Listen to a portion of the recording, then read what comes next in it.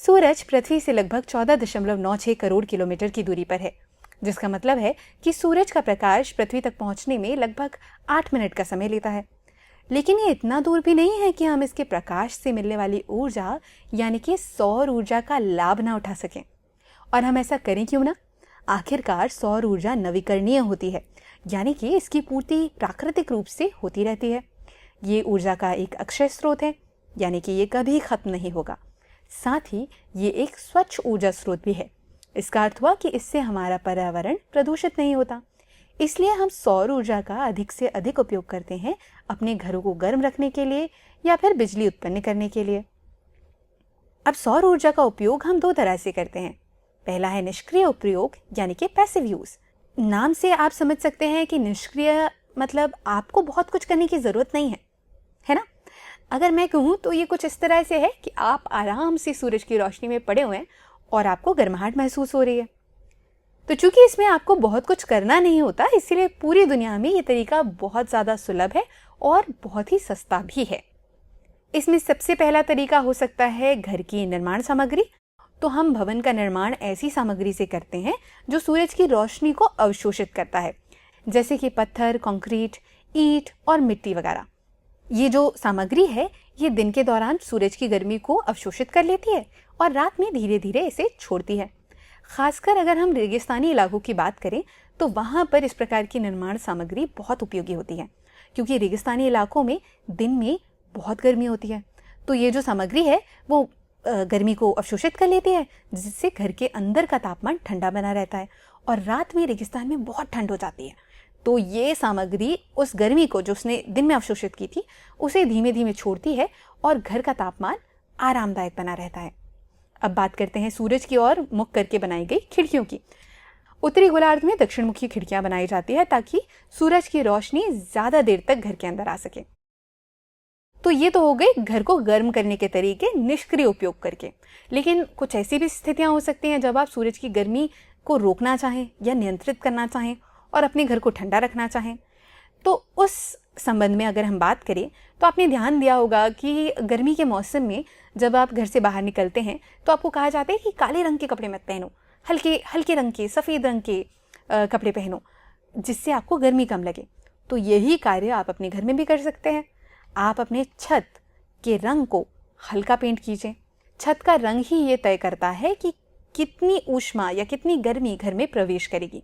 तो अगर आप छत को हल्के रंग से पेंट करेंगे तो सूरज की गर्मी उससे परावर्तित हो जाएगी।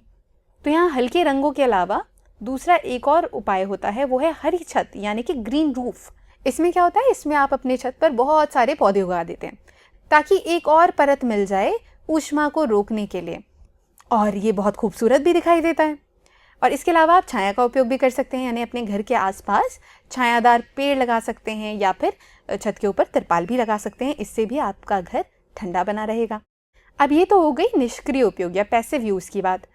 अब एक और तरीका है सौर ऊर्जा को उपयोग करने का, वो है सक्रिय उपयोग या एक्टिव यूज।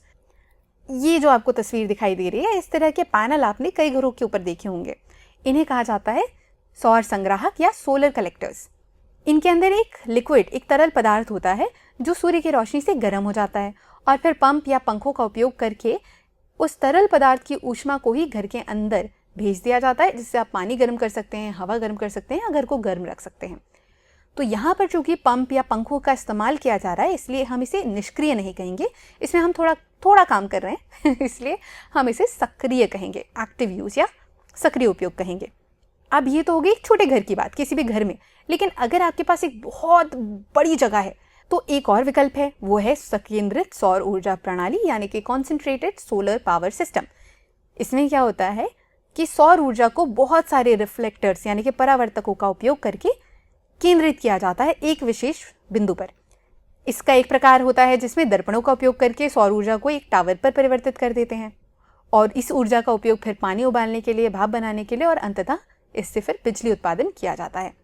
अगर हम भारत की बात करें तो हमारे यहाँ का सबसे बड़ा सोलर पार्क भड़ला राजस्थान में है, भड़ला सोलर पार्क, जो कि 14,000 एकड़ में फैला हुआ है। इनके अलावा एक और तरीका है जिससे आप सौर ऊर्जा या सूरज की ऊर्जा का इस्तेमाल कर सकते हैं, उसे कहते हैं फोटोवोल्टिक सेल। अब ये क्या होता है? अगर फोटोवोल्टिक इस भारी से शब्द को देखें तो हम इसे छोटे छोटे टुकड़ों में तोड़ कर देखते हैं।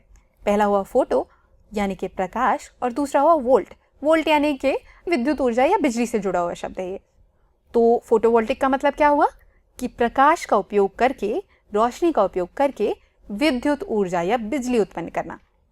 ये जो विचार है ये 1905 में आया था, जब आइंस्टाइन ने इस पर एक पेपर प्रकाशित किया था। बाद में उन्हें फोटो इलेक्ट्रिक प्रभाव की अवधारणा के लिए नोबेल पुरस्कार भी मिला था। और फोटो इलेक्ट्रिक प्रभाव क्या कहता है कि जब प्रकाश किसी भी धातु पर पड़ता है तो इससे धातु के इलेक्ट्रॉन उछल करके बाहर आ जाते हैं और एक विद्युत धारा प्रवाहित होती है। आम भाषा में फोटोवोल्टिक सेल को सोलर सेल के नाम से भी जाना जाता है। इनका उपयोग सोलर फार्म में और घर की छतों पर भी किया जाता है। और आपने शायद सोलर पावर कैलकुलेटर भी देखा होगा, तो उसमें भी आप सोलर सेल या फोटोवोल्टिक सेल का इस्तेमाल करते हैं। ये कैलकुलेटर बाहर खुले में या रोशनी वाले कमरे में तो बहुत बढ़िया काम करते हैं, लेकिन अंदर ये बहुत अच्छे से काम नहीं करते। अगर नुकसान की बात करें तो एक नुकसान ये हो सकता है कि अगर आप घर के लिए पर्याप्त बिजली उत्पन्न करना चाहते हैं तो आपको इसकी बहुत सारी इकाइयाँ लगानी पड़ सकती हैं, जो कि महंगा पड़ सकता है। वहीं फ़ायदों की बात करें तो सोलर पैनल घर में लगाने से बिजली की लागत कम होती है और आपका कार्बन फुटप्रिंट भी कम होता है। तो इस प्रकार आप सूरज की शक्ति यानी कि सौर ऊर्जा को अपने इस्तेमाल में ला सकते हैं, जिसके कई सारे तरीकों की हमने इस वीडियो में बात की।